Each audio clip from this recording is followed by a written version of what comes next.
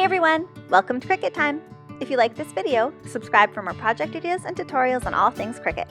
For today's tutorial, I will show you how to use your Cricut to decorate for Easter with these fun little mason jars.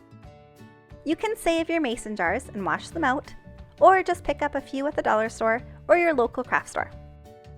Start out by cutting your vinyls to size. Put it on a green mat and use a brayer to make sure that it's stuck down smoothly. Pop it into your machine and let it work its magic. Use your weeder tool to pull off the background. Grab some transfer tape and stick it to one of the bunnies. Use your scraper tool to stick the vinyl to the transfer paper. Then flip it over and peel off the backing. Now it's time to stick it onto the jar. Grab your vinyl, line it up into position, and when you're happy with the placement, stick it on. Use the scraper tool to stick the vinyl really well to the jar, and then peel off the transfer tape.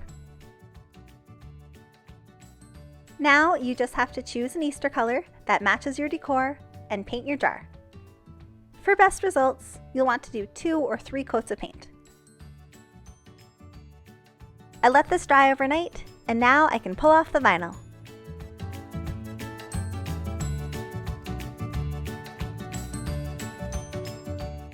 To finish this off, let's add a nice ribbon on the top.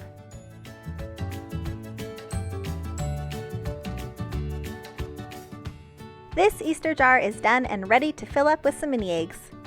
Thanks for watching, and don't forget to subscribe for more project ideas and tutorials on all things Cricut.